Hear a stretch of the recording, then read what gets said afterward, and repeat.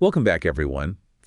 Today we're diving into mindfulness and meditation. All right. Yeah, and we're really going to try to go beyond the surface level today. That's great. Even for those of you already familiar with these practices, we're going to dive deep into the research and unpack some fascinating studies on how mindfulness practices can actually reshape our brains. I'm really excited to dig into this research with you. Yeah, me too. And of course, we'll explore some techniques to maybe deepen your own practice. Right. So even though a lot of us already engage in some type of mindfulness, let's just revisit, what is mindfulness at its core, Absolutely. just to get us all on the same page. At its core, mindfulness is about paying attention to the present moment without judgment. Yeah. And it's really more nuanced than just clearing your mind or, emptying your thoughts. Yeah. It's about intentionally directing your attention and approaching your thoughts and feelings with openness and acceptance. And Jon Kabat-Zinn, who's a pioneer in bringing mindfulness to the West. Yeah. He describes it beautifully as paying attention in a particular way, on purpose, in the present moment, and non-judgmentally. That definition always resonates so deeply with me, and I think especially that on purpose part Yeah. really highlights the active role we take in mindfulness, because it's not about becoming passive. Right. It's about choosing where our attention goes. Precisely. And it's about recognizing when our mind wanders, which it inevitably will, and gently guiding it back without judgment. Mm-hmm. And that act of redirecting, that's really what strengthens our attention muscle over time. Yeah, like training a muscle. Yeah. It requires that consistent effort, but the rewards can be huge. Exactly. And that actually makes me think about the research from Bishop and his colleagues, where they highlight these two core components of mindfulness. Can you elaborate on those a bit? Absolutely. Because I think they're very, very fascinating. Yeah. So the first component is the self-regulation of attention. Right. And that aligns with what we were just discussing. It's about cultivating the ability to choose where we focus our attention and to gently guide it back when it strays. Right. And that second component, this orientation towards experience that is curious, open, and accepting. Yes. I feel like that's really key to breaking free from those automatic reactions we can have. It is, and it's about approaching our experiences, so our thoughts, feelings, sensations, with a sense of curiosity rather than judgment. Right. So, for example, imagine encountering a challenging emotion like frustration, and instead of getting swept away by it or trying to suppress it, we can pause. Okay. Observe it with curiosity, acknowledge its presence without letting it dictate our actions. Yeah, that shift in perspective from judgment to curiosity, Yeah. I feel like that's incredibly powerful. It is. Because it allows us to create space between ourselves and our experiences. Yeah. And I think that's where the real transformation happens. Right. But I'm curious, we're talking about this internally, but how does this translate to tangible changes in our brains?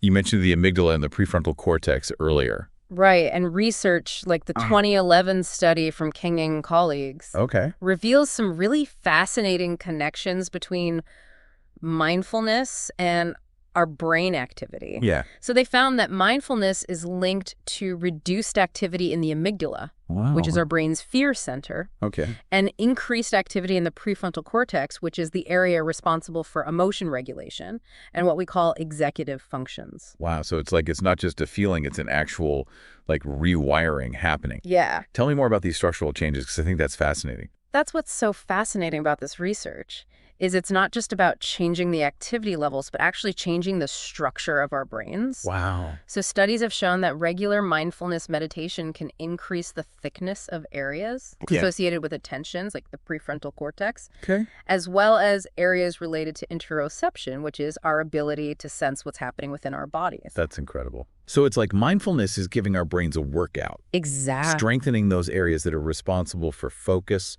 for awareness, for emotional regulation. Exactly. And with consistent practice, these structural changes can lead to lasting benefits in how we manage stress, how we regulate our emotions, and even how we engage with the world around us. It's incredible. We often talk about mindfulness as a journey. Yeah. And it's really amazing to think about it as actually forging new pathways within our brains. It speaks volumes about the brain's incredible plasticity, Yeah. its ability to adapt and change throughout our lives. So we're not just talking about abstract concepts here. We're talking about real measurable changes in the brain, which is really exciting. Yeah, it's incredible. But I'm curious, what sparked this whole field of research? Was it initially driven by scientific curiosity, or did it kind of emerge from observing the benefits of these ancient practices? It's actually a really fascinating interplay between ancient wisdom and modern science. So while practices like meditation have been around for centuries, it was really the work of pioneers like John Kabat-Zinn that brought mindfulness into the scientific spotlight. Yeah. So he developed mindfulness-based stress reduction, or MBSR, Right.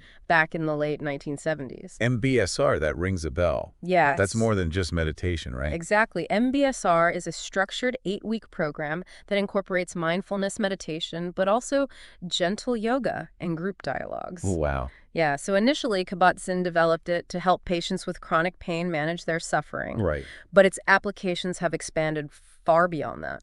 It's incredible to see how something so simple like paying attention to your breath can have such profound ripple effects on our well-being. It really is, and it's a testament to the interconnectedness of our mind and body. Yeah. And as research on MBSR started showing these promising results, scientists began to investigate the underlying mechanisms, which is how we've arrived at this understanding of neuroplasticity and the impact of mindfulness on the brain. It's like a bridge between ancient practices and modern science. Yeah.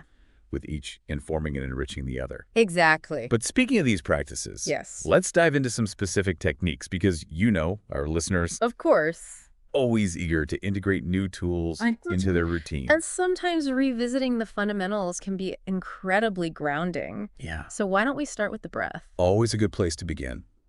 So, for those new to mindful breathing, find a comfortable seated position. Gently close your eyes if you feel comfortable, and bring your attention to the natural rhythm of your breath. Notice the rise and fall of your chest or abdomen, the subtle coolness of the exhale, the gentle warmth of the exhale. And when you notice your mind wandering, which it inevitably will, just simply acknowledge it without judgment and gently guide your attention back to the breath. Right. There's no need to get frustrated. Right. This redirecting is the practice itself. It's like training a playful puppy. You don't scold it for wandering off. Yeah. You just gently guide it back again and again. I like that analogy. And just as with training a puppy, consistency is key. Right. Even a few minutes of mindful breathing each day can make a difference. Absolutely. And for those looking to explore a different technique, we can't forget about the body scan meditation. Yes. This one's a personal favorite. It's so powerful for cultivating body awareness. It really is. So to practice, just find a comfortable position, either sitting or lying down, and bring your attention to your feet. Okay. Noticing any sensations that are present. Could be warmth, coolness, tingling pressure, or even just a sense of your feet making contact with the floor or the bed. Yeah. You might be surprised by what you notice when you really tune in. Right. And sometimes you might not notice any strong sensations, and that's perfectly okay too. Exactly. The key is simply to direct your attention to each part of your body with curiosity and openness. Yes. And then slowly begin to move your attention up through your body from your feet to your ankles, your calves, your knees, really spending a few moments with each part. As you move through your body, see if you can invite a sense of relaxation into each area. Right. You might even imagine your breath flowing into and out of each part. The body scan is such a wonderful practice for calming the nervous system It is. and cultivating a deeper connection to our physical selves. Yeah. It's amazing how these practices, Yeah. the mindful breathing, the body scan, they can create such a profound sense of presence and calm. It's like hitting the reset button on our nervous system. And as we cultivate this sense of calm and clarity within ourselves, it naturally extends outward into our interactions with others. Yeah, that ripple effect is so powerful. When we're more aware of our own internal state, we're less likely to react automatically in those challenging situations. Precisely. Mindfulness helps us create space between a stimulus and our response, which allows for more thoughtful and skillful action. And that's where I think the true potential of mindfulness lies, not just in cultivating individual well-being, in creating a more compassionate and connected world. Absolutely. Because as we become more attuned to our own experiences, Right. we naturally become more understanding and empathetic towards others. It's like expanding our circle of compassion. Yeah. Starting with ourselves and rippling outward. I love that. And this brings us back to those mindfulness-oriented interventions that we touched upon earlier, like MBSR and MBCT. Right.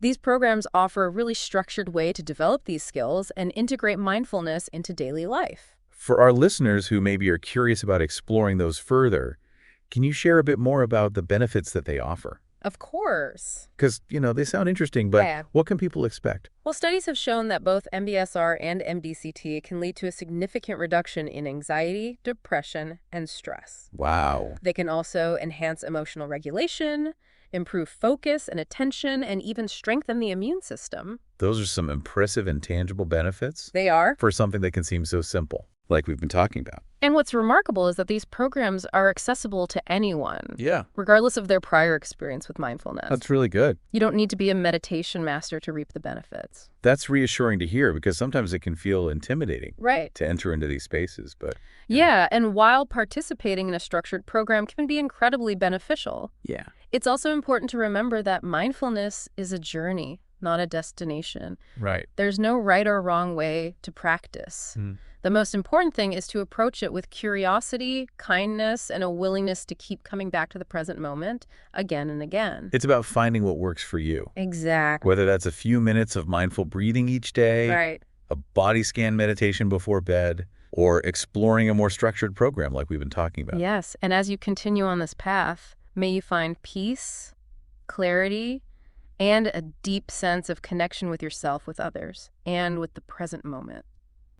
Remember, the most important step is always the next one that you take. Beautifully said. Until next time, keep exploring, keep practicing, and keep diving deep.